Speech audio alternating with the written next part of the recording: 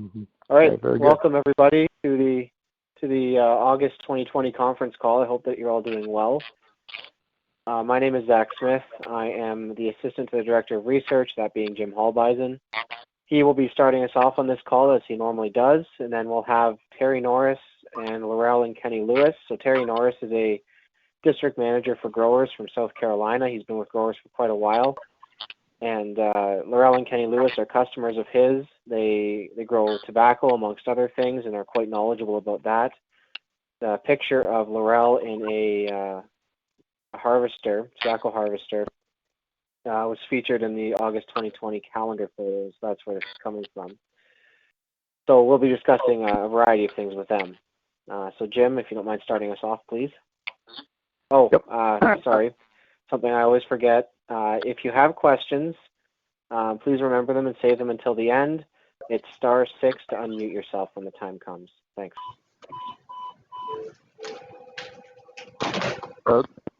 Thank you, Zach. Carla's got that pretty good. My name is Jim Hallbeisen, and I'm going to start off the conference call like we normally do. And hopefully you guys can get that background noise down. Carla's going to clear you off once she figures out who it belongs to. But our phone has been ringing off the hook here the last several days. There's a lot going on in agriculture. Usually this time of year, people think it's kind of a dead time, but there's been a lot of things happening very recently. And so we want to try to cover some of that, some of those issues. And probably the biggest issue is the WASAG report that came out on Wednesday. Again, what we're seeing with the production, as far as corn and beans are concerned, is that the government has raised the yield on both corn and beans. See, with that increase in the yield, has basically taken the carryover up quite significantly. And a lot of the have been lowering their prices, particularly through their bases. So guys have been kind of struggling with that. So we've seen a bounce in crop prices here today. Basically, we had an up move in both corn and beans. And what that's related to is some of the activity that's happening out in the field that's not getting the popular press. The one environmental event or weather event was the Draco that went through, started in Nebraska, went through Iowa, and then went through Illinois and Indiana. And what they had were clocked 100-mile-an-hour winds in this area. It was a couple hundred miles wide, basically, and it moved very, very quickly. And talking with some of the people, our own Zach Omer got caught in it. Our district manager in Iowa, Dave Armstrong, got caught in it. And both of them said it was like nothing they had ever seen before.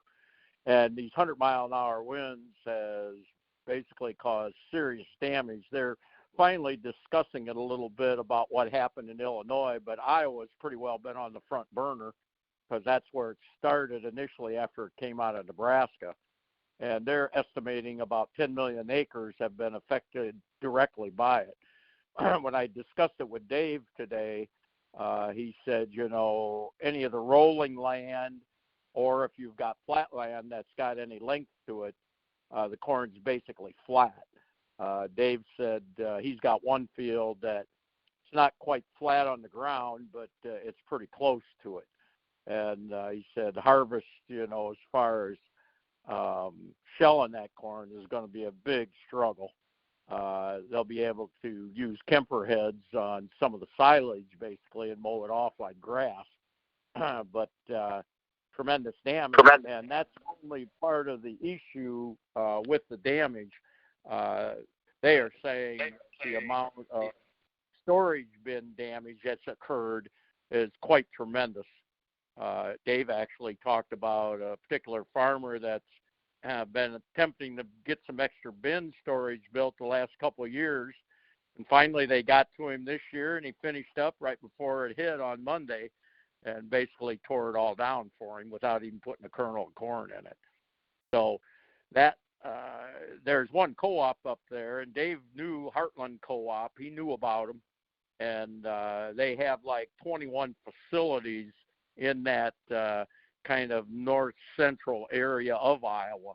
And they're saying between 15 and 16 of them they don't feel will be repaired enough to accept grain this fall.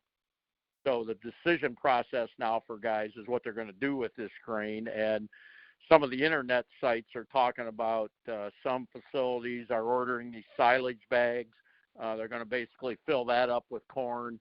That's really the only other option that they got at this point in time to get something to store this grain in. So the damage, AgWeb's discussion about it today was that they feel that the damage is going to be very significant, and then the loss from storage is going to be quite significant. So this is going to have quite an effect on the price. Now, the 10-cent move today, it's down 2 cents tonight on the open trade. Again, so how serious they're taking this, we don't see our basis changing here, so I think it's kind of a wait-and-see situation.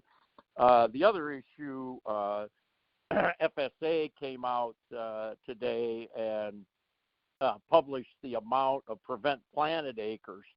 And see, a lot of us are dealing with dry weather and can't understand where that's happening, but you get into northern South Dakota and through a large area of North Dakota, our guys that work with us up there are saying that it's just wet.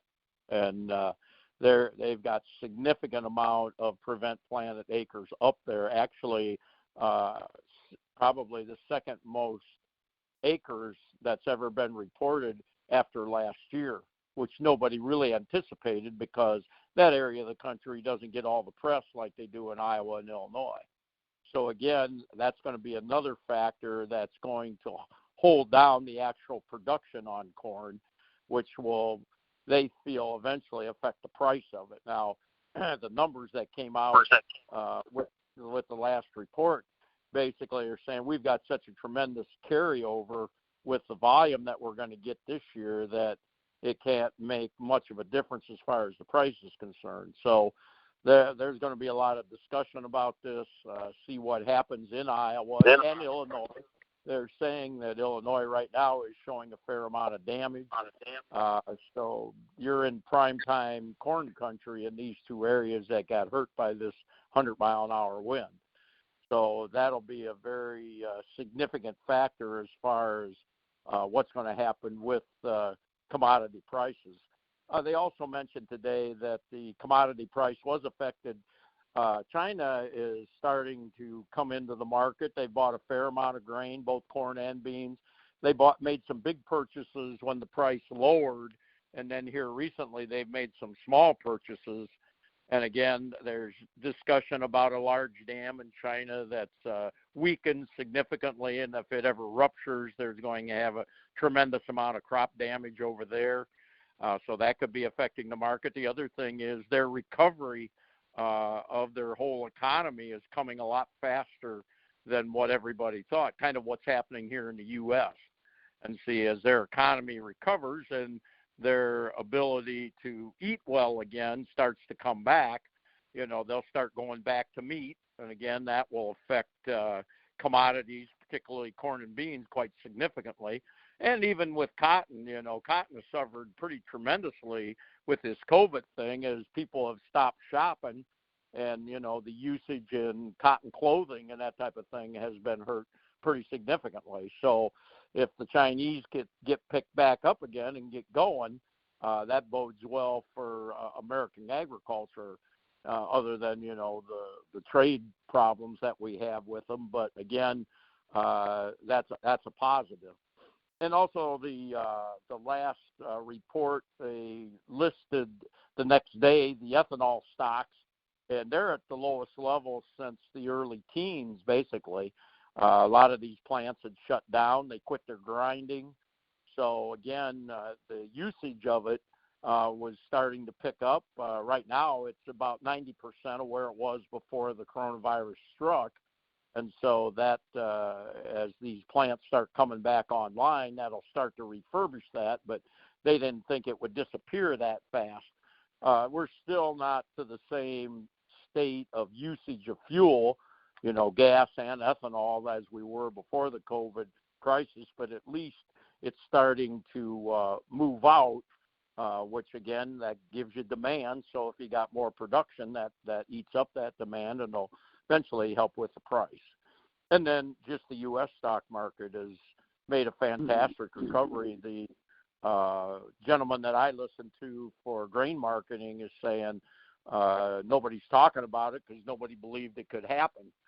See, that's going to be a very big discussion with this next election. If it comes back, they're making predictions that this thing will blow through where it was before the COVID crisis hit as we get in the fall and a lot of people get out of the summertime situation. And that's going to bode well for the economy. That helps with the usage of commodities. The only problem is with the lockdowns, trying to keep the restaurants closed, with professional sports and college sports, they're trying to keep the lid on that basically to keep it from, boosting economy, because there's a tremendous amount of money spent there. You eat an awful lot of hot dogs, guys. So again, that production has to come from agriculture. So again, that will play into where this pricing thing goes. Another thing, the physical crop tour, actually, Pro Farmer Crop Tour occurs next week. Last couple of years, they've had what they call a virtual crop tour that DTN has been conducting. And right now, they've been showing very significant yields. Nebraska, Minnesota. They had Iowa on there until the 100-mile-an-hour wind went through, and now they're going to try. What this is they use the satellite imagery to try to estimate what these yields are. I can remember when I was in college back in the 70s, they were just getting started with the Earth imagery with the satellites, and now these satellites are, significantly better. There's more of them. And their prediction on the production last year was just about dead on. It beat the Pro Farmer Physical Tour as far as guessing what those final numbers were going to be. The year before, they were off a little bit, but they're refining it, and they're getting a lot of confidence in what they're seeing, and that it's showing that big number of, 15 billion. So again, that's going to be a problem for the market, and then we'll see, how much real damage has occurred in Iowa, and that'll eventually determine where we're going to go with that particular price situation. Kind of off the subject a little bit, we've been pursuing for you guys that rep for us the use of credit cards or John Deere credit. And we're about ready to pull the trigger on that. We're actually accepting credit cards right now. That full rollout will come with the new season, and the same way with the old farm plan or John Deere credit now. We aren't quite as progressed on that. We've been accepted by John Deere credit. We have some other issues that we have to get straightened around, but when you get into the new season, we've actually made a few sales this summer with guys using the credit card, and hopefully we'll get the Deere credit implemented enough that we'll be able to do that a little bit this summer before the new season starts. And then that's going to affect our price list a little bit and the way we've got to price it legally. And in the next two conference calls, the October one, we'll be very specific about it. Again, we'll be probably talking price in the October call. But September, we'll roll out a little bit more. We'll know more about the Deere credit, and we'll be able to discuss that a little bit more in detail for you. So anybody that has interest in that, you can call the office. There's another week that we have to work on the Deere credit. So by the end of the month or before Labor Day, we should pretty well have that in hand. So if you have some questions about that, you certainly can call Matt, talk to him. He's in the front lines on that one. And he can tell you what we're looking at, and then in October we'll give you the specifics on it. The other thing that occurred here in the last several weeks is we've come out with an ability to put a spreadsheet together to make comparisons of fertilizer calculations. And again, this is something that Matt Schroeder has been working on very diligently. We tried to implement this several years ago, and I just couldn't get the job done. But Matt's done a real nice job with it. Between the two of us, we've been able to come up with something that you guys can use. A lot of times when you meet, they just say, well, the price per gallon's too high. It can't be competitive. And what we do is put it into a per acre basis. And then when we get very competitive on per acre basis, they say there's just not enough nutrient there to grow the crop. And when we show the availability work that's been done environmentally, we can show that nutrient comparison is very, very similar. And so, again, we're very competitive cost-wise per acre. We're very competitive nutrient-wise per acre and what's actually available. And so potential customers, you want your salesman to kind of work with you on that a little bit to give you some numbers. We can do that.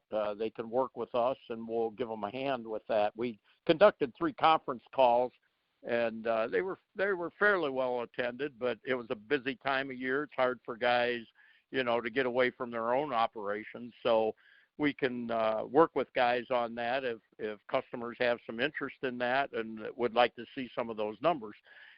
Some of the potential customers, they just want to see what that cost factor is, and we think we've got something now that we can do a nice job with that comparison. The other issue is we've had some field days, one particular down in Missouri that was conducted this week. I wasn't able to get away from the post, but our district manager in that area invited one of our Ohio district managers, and he went out and gave him a hand with it, and it went very, very nicely. One of the things that we like to do at these field days is dig a pit next to a plant. And so they took a cornfield and went in there and dug down next to the corn plant. And we're basically, searching for roots to see how far down into the soil profile. And the customer's field, he's been with us a while. He was very intrigued about the calcium idea and started working with putting calcium on, and then started implementing the product. He's been using a little bit of hog manure for some of his nitrogen. And lo and behold, they did find some roots down in that 48-inch range. So again, we feel that this is how the program works, and we just want to show guys what our customers basically can do. The visiting DM said that corn looked very good. They've been getting decent rain in there. There's going to be some nice yields in there, but again, we're very competitive, and we think from a cost side factor that we can be as competitive or more competitive, and then we start getting into quality areas. We think we can help with that quite significantly. Actually, there'll be another field day up in Wisconsin. We have a new rep up in there that's working with some people, and his stuff is looking really good. We're going to basically try to get some root diggings up there if we can. Again, it's easier if we can get a small backhoe or something in there. But again, we try to get farmers to just come out and look at what guys are doing and see how that compares with what they're doing with their present operation, and if it's competitive. And we think we can show some things, especially the guys that do something with the calcium and get that biological activity functioning in that soil, and then don't attack it, with the toxicity and fertilizer. So that's really the best way for potential guys to see what our customers are doing, is just get in there, walk in the field, and they'll tell you what they've done, and then you decide, how competitive it is against what you're basically doing. The final thing I'd like to talk a little bit about is the new solution that's coming out in the early fall. That'll probably hit the mailboxes after Labor Day. What we've done is the idea of bringing in a gentleman to do some what we'll call basic research. The fancy name that we've given to it is content marketing. And we think up projects of things that we think are of interest to farmers. And in that solution, there will be a couple of these projects that we'll discuss. And we've got several others. You guys have seen last year where we actually grew a wheat plant or let the root proceed out and encounter either growers or a competitive fertilizer to see what those roots would actually do. And see, that's the type of projects that we're doing. There will be a couple in this early fall, then there will be a couple more in the late fall edition. The ideas that we come up with set us off in one direction, but a lot of times it puts us on to another direction that shows quite a bit about what we're talking about. And so in these articles, we will show you what we found and what our goal was initially, and then what turned up after doing that particular project. And we think it's pretty interesting, some of the things that we find. And this is really an investment from what I'd say is the new administration. These guys saw what Matt Gooding was doing, and they thought that we needed to invest a little bit in that to help him out with that. And so that's the content marketing that we're pursuing. And some of these various things are very, very interesting. And hopefully you get a look at it in the next solution. One particular one that I think is very interesting, and when we talked about it last winter with guys, it drew quite a bit of attention where we were going to look at solubility of growers and compare it to, other liquid fertilizers. And Matt got this idea about dehydrating them and taking a look at them. Well, when we got to dehydrating this growers, it basically, his idea was to show the volumetric side of it, dehydrate it, and then put the dry product back in the jug again. Well, what he found out is he couldn't fit it back into the same jug. The liquid volume had grown when he dried it out, which is really counterintuitive. But what we found from it, and a lot of you guys that have been with us for years understand this, because like on my corn planter, I've got the growers in the tank on the front. Well, every time I go over a bump, the growers flies out of the breather, so you always get a little accumulation, on top of the lid. Well, if you don't, keep filling it, or you run into a wet spell, that sets and it dries out, and you see those white crystals accumulate. Well, the size of those crystals in comparison to the liquid itself is significantly bigger. And see, that crystallization is really the result of the hot mix that we do. And we're starting to find other people that are looking at crystallized structures in plants with the idea that that really is an indicator of the energy level that's within the plant. We talk about, what's the job of the farmer? It's basically to collect energy through photosynthetic activity.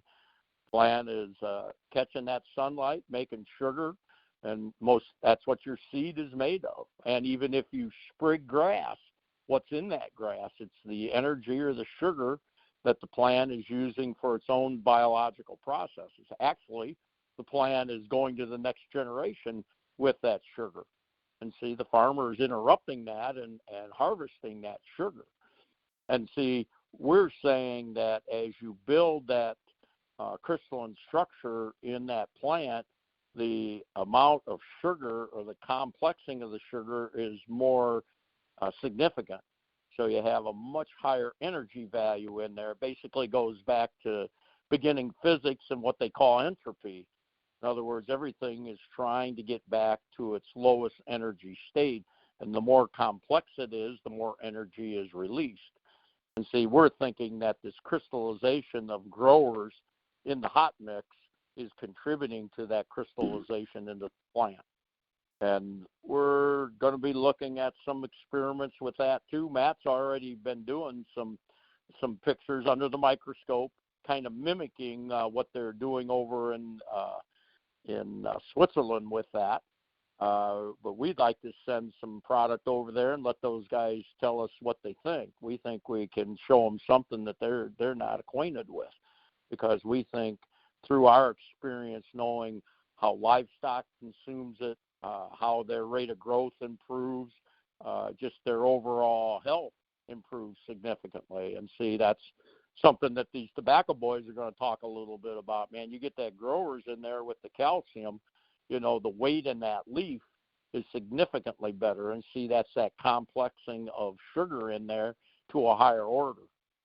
So we think the crystal nature of the growers helps contribute to that, along with contributing to solubility. And see, when you get that crystalline structure in there, the ability of the water molecules to fit in between there is significantly better.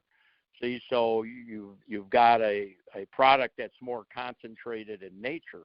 And see, we think that crystalline ability gives you the uniformity of what they call the true solution. So your uniformity of your product is always the same. In other words, this is critical with micronutrients because you're not putting very many of them in there. A lot of you guys have seen some of these fertilizers.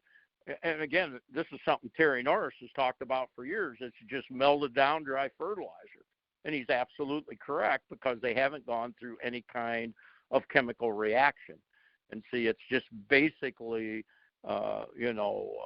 suspension in there. So you have to agitate it to keep it in a fairly uniform state. But as soon as you stop that agitation, it starts to separate again. So hopefully you got enough agitation and got it whipped up there that it'll stay relatively uniform. But you can see that will give you segregation. So if you're going to try to use any kind of micronutrients, the true solution is going to give you the best uniformity. And see, that crystalline structure, defines that uniformity. And see, when you dehydrate these other products, you don't see any crystalline structure to them at all. These guys will say they're hot mix, but if you dehydrate it, you'll see that there is no crystalline building within that particular product, which pretty well tells you it's not a hot mix. Yeah, they get over, 60 degrees or 70 or 80 degrees, but that's not getting you close to the boiling point where you get the actual complexing of the elements within the material. And again, it's just a case of cost, guys. It's the same as growers, only cheaper. Well, to make that hot mix, it's complicated. The people got to know what they're doing. I say at the winter meetings, you got to pay for brain cells. And see, again, the competitors, they don't want to do that because they're only selling on one thing, cheap price. And see, again, this comes in this time with the ag economy struggling a little bit. So guys are saying, geez, I got to go with the cheap stuff. In my opinion, you don't have to do that. You can cut the rate of growers down to what the cost of the cheap stuff is, and we'll beat that yield. Because, again, our stimulation biologically is going to put us in the ballpark. And if you're growing a high-priced crop, to get those trace elements in there uniformly, you've got to have that true solution or that hot mix, in my opinion. So, again, hopefully when you get the early fall solution, it'll give you some things to look at, think about. Contact your rep or call us in Milan. We'll discuss anything, or the people that are repping for us. You've got specific questions about any of these things. We'll cover that for you. But this is something we're going to continue to do, is use these content marketing research projects to try to show people, how the growers program actually functions and how it can give you value in there. and just price is not the name of the game. You can cut that volume down and be very competitive against the El Cheapos because of the quality and uniformity you have of the product. So I think I covered all my bullet points here, Zachy. So I'm going to let Great. you have it again. Thanks a lot, Jim. That was very informative. So we'll move now into the portion with Terry Norris, Lorell and Kenny Lewis. I know Terry's on. Lorell and Kenny, have you come on yet? Yeah, can you hear me? Yep, I can hear you. Oh, we unmuted. Hello? Can y'all hear me? Yeah. Yeah, is that Kenny? Yes, sir. Hi, thanks for coming on. Never met you, but thanks for coming on. Yes, and you sir. too, Terry. All right, I figured we'd get started. For both of you to introduce yourselves, you do a better job than I will. Keep it as brief as you like or as long as you like, but just kind of know what we're working with here. Okay. So Terry, if you want you to ready? Yep. Yeah, I'm Terry Norris. I'm in Norris, South Carolina. I'm the manager for Grower. And Kenny Lewis and his granddad, they put us somewhere getting close to years. And they both sales reps for us. And I was talking with Kenny today, and we were talking about our rainfall. And I think he told me they had like 23 inches. I'm about probably 16, 17 miles from them, and I think we've had like 26 inches of rain. So it's in about every day. But anyway, it's done real well for our corn crop. Low places are drowned, but where it's not, it's really good. And Kenny can tell you a little bit about that. But our tobacco crop is don't really like that kind of water, so it's making it a little bit. I think the farmers in Carolina have already notified that the price is probably going to be down a little bit because of the texture of the plant itself is kind of washed out from too much water. But I've noticed the farmers that are on our program that use the calcium and they're using growers, and I think some of them now are using some like a 6618 tobacco fertilizer to darken it up because they for I don't know 10 years they wanted a real light color or a bright yellow.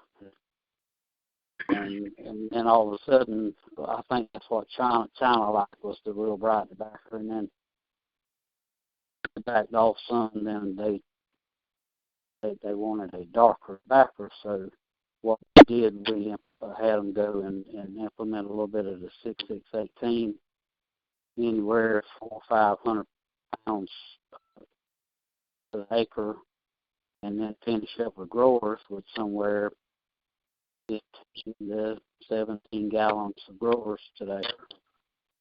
And it's working real well, and it darkened the tobacco up a little bit and put a lot of weight in it for them. But right now, with the water we've had, I've had some farmers tell me that they have drowned it 3 times already this year. And they go in and spray it, and they've made a crop. But even with that, it's going to be a little bit lighter than what we'd like it to be, weight-wise. And Kenny, if you're there, you can kind of give them a little bit of idea how what you've done over the years with your crop is what I was talking about here. You can explain that to to everybody a little bit if you'd like. Yeah. Hi, I'm Kenneth Lewis. I'm I farmed all my life here around in the Aner area. I'm like I say, I'm about 12, 15 miles from Terry there. But yeah, when we started using we started with trying out the growers on our tobacco. We went all the way growers, and it yielded real well, and I mean made real pretty tobacco. But bright yellow, like Terry said, and at that time when when China was buying so much, that was what we needed. But since China's kind of backed off from us, we had to go to a little bit of the regular granulated fertilizer to bring back in some of the mahogany-looking tobacco, because that clean, pure fertilizer that growers was, it wouldn't give it that. Actually, what you kind of uglied it back up. Growers had a fine, pretty clean crop. That's no longer what Very people true want. statement. Yeah. And I'll touch on one thing, but all the rain that we've had, and some of my corn that I after so much water on it there, I went back on part of it about the time it was starting to tassel, and put 2 more gallons of fertilizer on it. And the one that I didn't, man, you could tell a great difference in the yields and the healthiness of the plant after all this. I'd say we were somewhere around 23 to 25 inches of water during the growing season on all our crops around here. Wow. Kenny, did you put that on after the corn had tasseled? Yeah, it had tasseled, and it was just starting to shoot a silk out there beside the hill. Okay.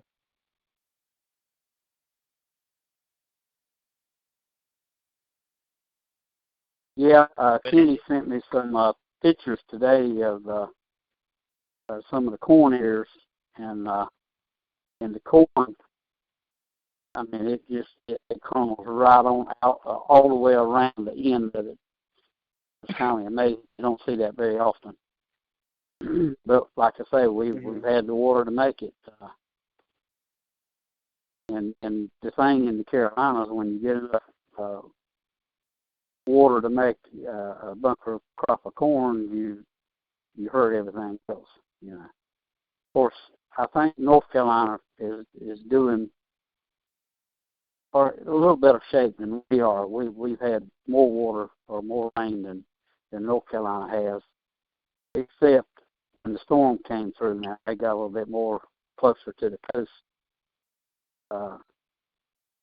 Say up to probably 17, or maybe across 17 in between there at 95, the ocean, but they haven't had quite the water we had. I know I was out with one of my sales reps in Neck, North Carolina, and one of his farmers, right, neighboring farmers from him there, he had cotton, tobacco, corn, soybeans, and his corn and tobacco and everything, cotton looked really good, and it actually looked a little better than it did in South Carolina.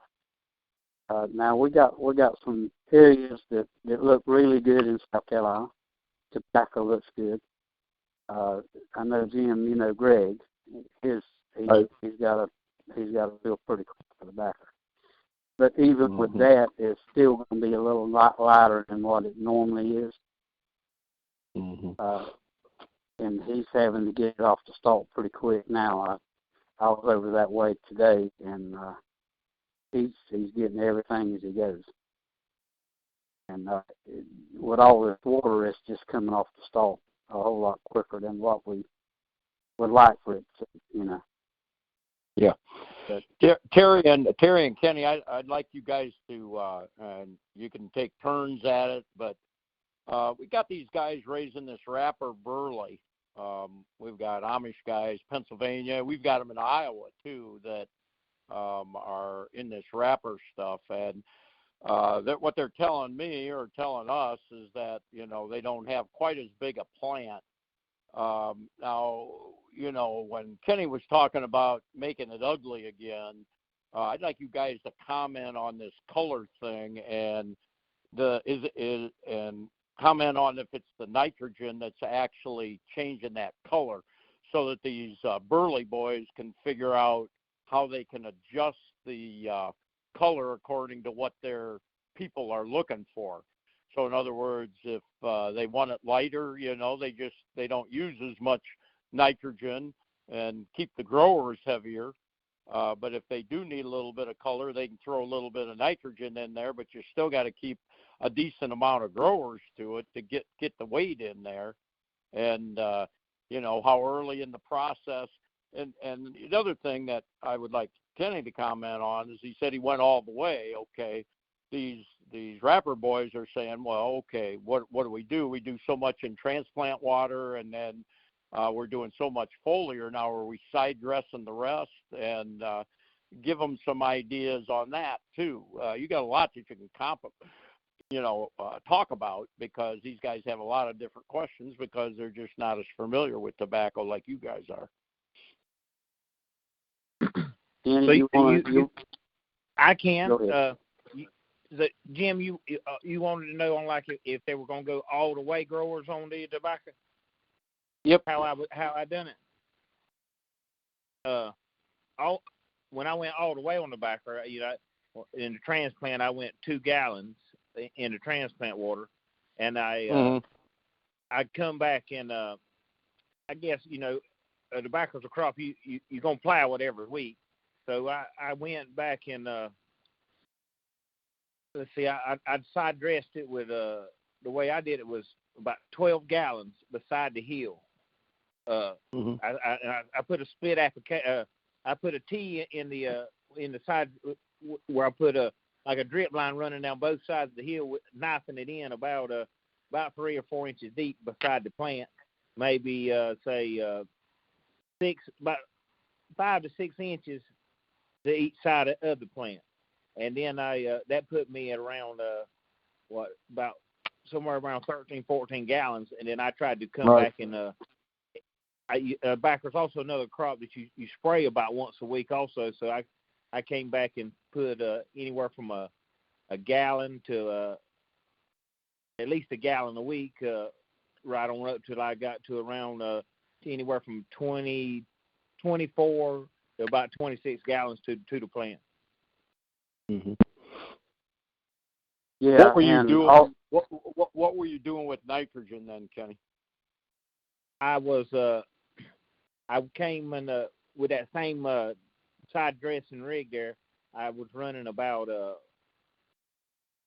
14, anywhere from 12 to 14 gallons of just a liquid 24S is what I was putting.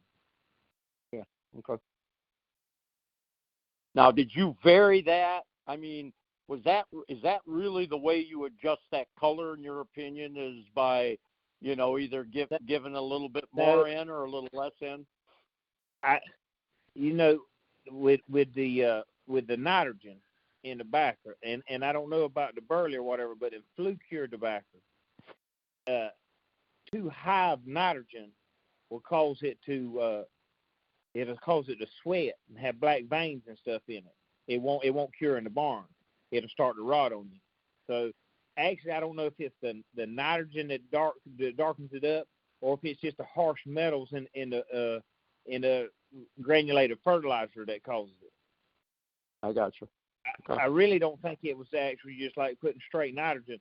I think you had to have something in the granulated fertilizer there, and like I say, it had to be something that was in here that ain't in that's not in the growers that caused it to darken on down. Okay. Don't know. I don't know if it was the excessive amount of maybe more potash or something that may have been in it. I'm not sure what is, but I found that would make it darker. And like I say, 10 years ago, that was not what they wanted, and I was in good shape with it brighter. And it looks a lot prettier and nicer in the field with just the straight growers. But once China dropped this, it was hard to sell. Philip Morris and R.J. Reynolds, they had sales for that. They're dark mahogany colored tobacco. They told me in the warehouse that I had some of the prettiest tobacco they had ever laid eyes on, but that weren't what they had sales for pretty tobacco. They needed me to go home and ugly it up some. Yeah, make it ugly. Yeah, what we found out over the years that I farmed tobacco, Jim, when you put nitrogen out there, you want to do it within a few days after transplant. And then you don't go back anymore with nitrogen. Because you want, when it comes to maturity time, you want the nitrogen out of that plant. If you don't, you have a mess. Like Kenny said, you won't cure it. And I think in shade cure, from what I found out about that, it'll kind of want to sweat off the salt too.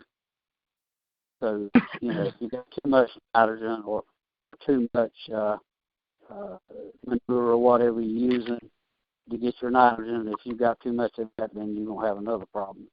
And it also makes the poundage a lot lighter when it does too much with nitrogen. I think the color comes from the potash. I think it darkens it up. From everything I found, because years we use like a 399 tobacco product, and the 6, which was just twice as strong, but less actually, and the same concept, and it was cheaper that way. And from 399 to the 6 gave it a much darker look. What I mean, and depending on the type of soil you were in, of course, back in the early years, the concept was that you wanted to pound the fertilizer to a pound of tobacco, And that played out pretty quick because the quality just crap, so to speak. When you're foliar and growers, guys, is there anything to do with the when you're suckering? Do you stop after you get done suckering it, or do you just continually spray as you go up to harvest to keep that weight in there? And I'm assuming that, with every spray, that's going to give you extra weight. And how do you decide when it's time to stop, basically? Well, I when I added it, right on to, you kind of judge by looking at the plant. And you could also add spread. When it gets close to harvesting time, if the plant's maturing, I backed off on it. But also, if a crop started getting ahead of you, like starting to overripe, and you couldn't get the field to get it out, you could go and add some growers. And I noticed it would give me about another 8 to 10 days of to play with before it would actually start to go away and come off the stalk. And with a tobacco crop, 8 to 10 days is a big deal. Oh yeah. So you kind of held the crop from going the other way at that point. That's right. Right. See, like the situation we're in right now, Jim, we're getting too much water, and the guys they're going to have to start spraying to hold it long enough for them because you only got so many barns and so many days or so many barns to put in. And you got to make that tobacco full for you until you can get to it, And that's a good way to do it is go out there with a couple of gallons and spray it, and you can do it today. You don't necessarily want to do that, but you could do it today and spray it today, put it in the morning, and it will not affect the color of your curing, quality of your grade on it. It won't affect that. Now, nitrogens or any of the type of liquid fertilizers that I've seen, it will have a big difference on it. And I think, like Kenny was saying, the cleanliness of this fertilizer is what does that. Because we have all that chemical in it. We see that in the fruit industry too, Terry. We got peach guys telling us that just if you get the growers on, it just really holds the crop. They say when you use that dry and you got that excess nitrogen in there, when it comes fit, man, you got to get it off the tree. And they say we get out there and do some foliar feeding, and that fruit will hang on that tree and won't go bad on us, significantly longer. Like Kenny was saying, right. It'll hold another 9-10 days, and these guys are saying basically the same thing. And it's got to be that, that tissue integrity from those micronutrients in there. Right.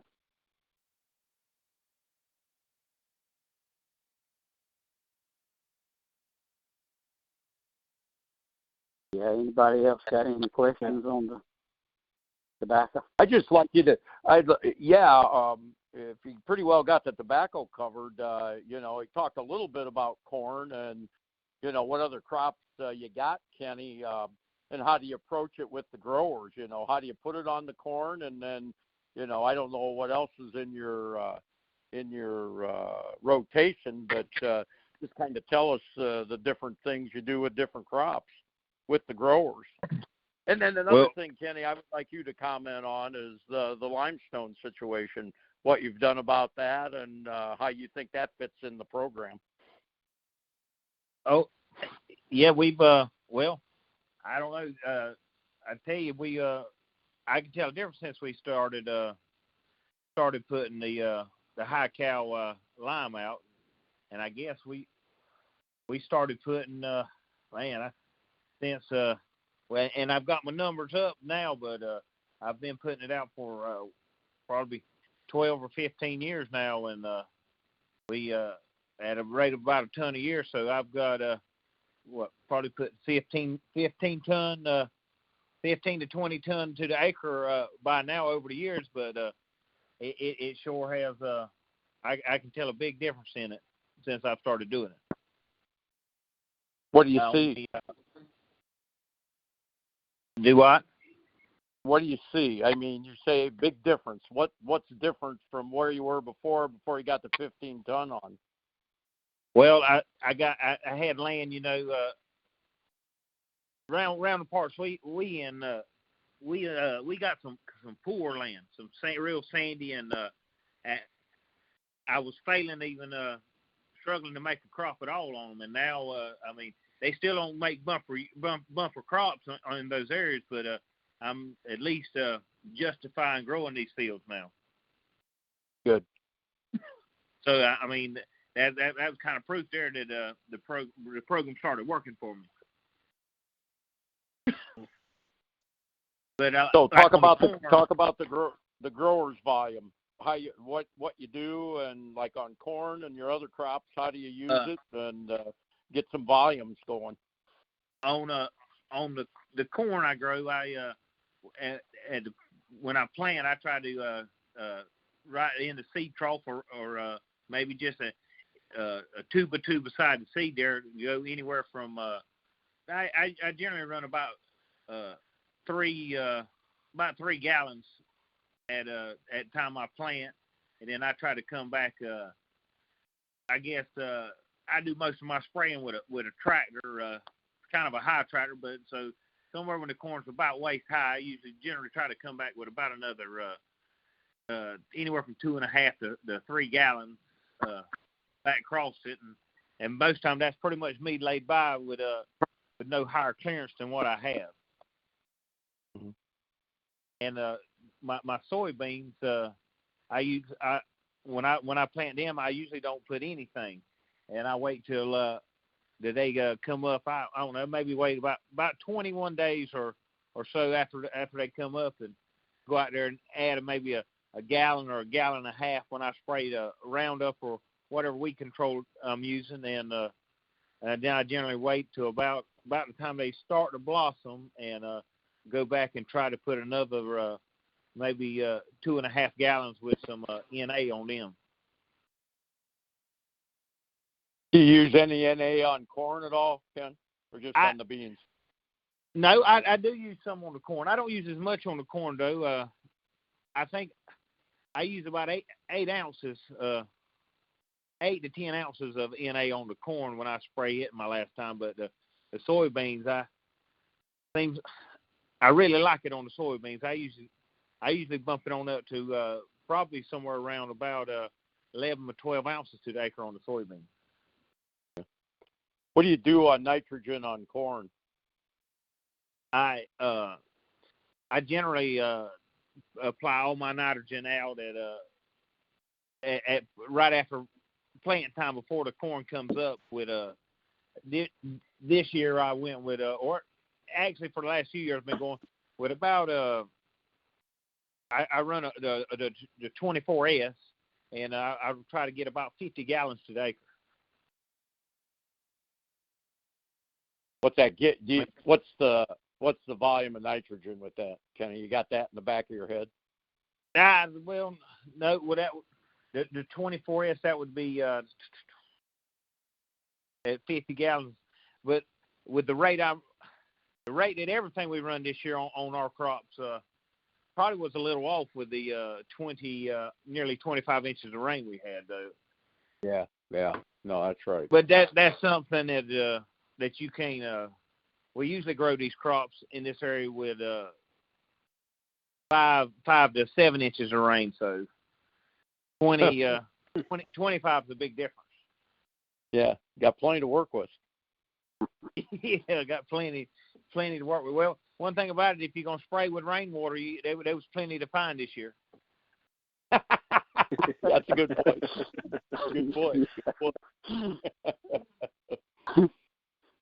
Terry, would you comment on that? Is that kind of a generality, for the guys you're working with down there, those kind of numbers that Kenny's talking about? Yeah, anywhere 6 to 7 gallons of growers, and anywhere, like he says, from anywhere 8 to 10, 11 ounces of NA on corn, and usually 8.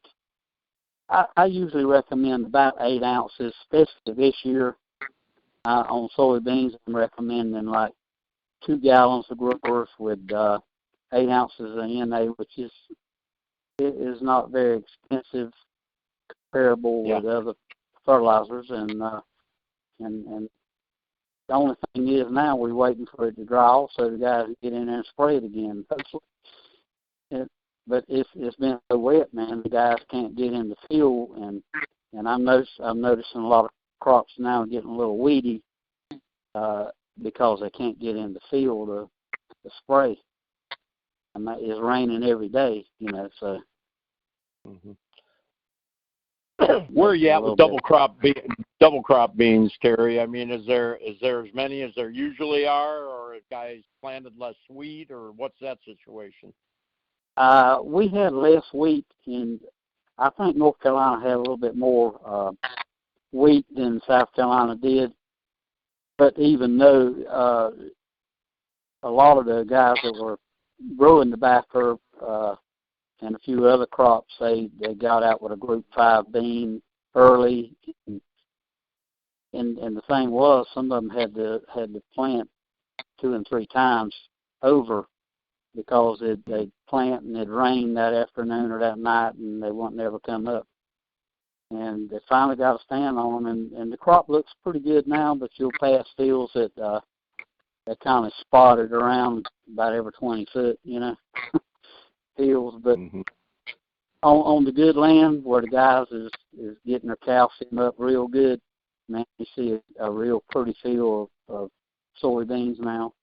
Even the late beans, the Group 7s are looking pretty good, and I hadn't noticed a whole lot of aborting the fruit off of them. I know they are in certain places, but where we get maybe 5 or 6 inches of rain at one time. But for the most part, I think bean crop's going to come out. We got another storm coming, so I don't know what that's going to do. It's headed toward us. Hopefully that one will bear off out to sea and won't affect us. It's going to take a little cool front or something like that to keep it off of us, I reckon. Yeah. You could get that. you could get that, Terry, because they're talking next week for us. There's going to be a draped cold front coming down, and that may get to you before that one hits. So that might help. Man, I hope so. Hey, because another week now, with trying to get the corn out of the field, a lot of people are getting it out now. Matter of fact, they're a bit high in moisture and drying it out, trying to beat the storms. And you got to get, you lose it, and especially this late in the season, just stay on salt.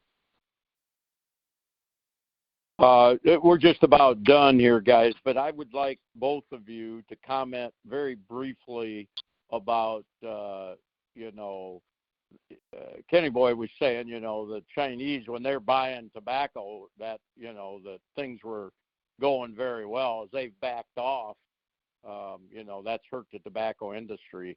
Do you think that they're going to be able to resurrect that with China, or do you think that's just something that is going to struggle here in the future, is the tobacco market? Well, the Chinese want the tobacco bad. They love our style tobacco. I just don't think the government has allowed them to trade with us, and that's kind of where we're at with that. So the Chinese, the backer, the guys that's in the tobacco, I know. I go to tobacco meetings and stuff, and I know they want the tobacco, but till all the trade stuff gets completely settled, for some reason the tobacco is one of the crops that they haven't really released them to do nothing with. So actually, nobody really knows where that's going. Right. I think, according to the way our trend is going, tobacco, especially in our county, and maybe counties around us, tobacco is moving to North Carolina more and more. And I'm hoping with the hemp that they're doing in North Carolina, that's going to help keep a little bit back over in the OD and Marion County, rather than all of it go over there, because we were cut real bad this time, and most of the tobacco went to North Carolina, but a lot of those guys were cut back to grow hemp now, so I'm hoping that's going to help us out with the tobacco, and the hemp really has not caught on in South Carolina yet. We just don't have the outlet for it yet. What about North Carolina, Terry? Do you think hemp is getting a good foothold up there? Yeah, it is. The guys last year that were doing acre and 2 acres are doing 20 this year. And, gotcha. We were up with Greg Thomas. You saw his operation. Yep. In Sanford there, man. He's got it going on. And he's all in the greenhouse. I believe he's got 16 greenhouses now in those 250-acre tobacco houses. So he's got a real nice operation, and he's got an outlet for it. So, and from what I can understand from him, they're getting insured by, I'm not sure if it's federal crop or who. I think it's federal crop that they're helping them. But I haven't heard of anybody in South Carolina yet that was, could get that insurance thing. So that's holding us up here. I got you. And hopefully that'll keep the backers here for us. We don't have too many dropping out from 4 bad years in a row, with the weather. Right. Yep. Okay, Zachy, right. I think it's your. Yeah, I'll take over. Thanks a lot, Terry, Jim, and Kenny. That was a good call. If you guys have any questions, please reach out to these guys. You can get, you can reach out to Jim or myself through the main office. And I'm sure Terry or Kenny wouldn't mind, leave it up to them whether you reach out in that sense, but I don't think we have time for questions this call. The next call will be September 10th at 9 p.m. Eastern Time. and hope a lot of you guys can make it on, and that the rest of your summer goes well. Thanks for listening in. Have a good night. Bye.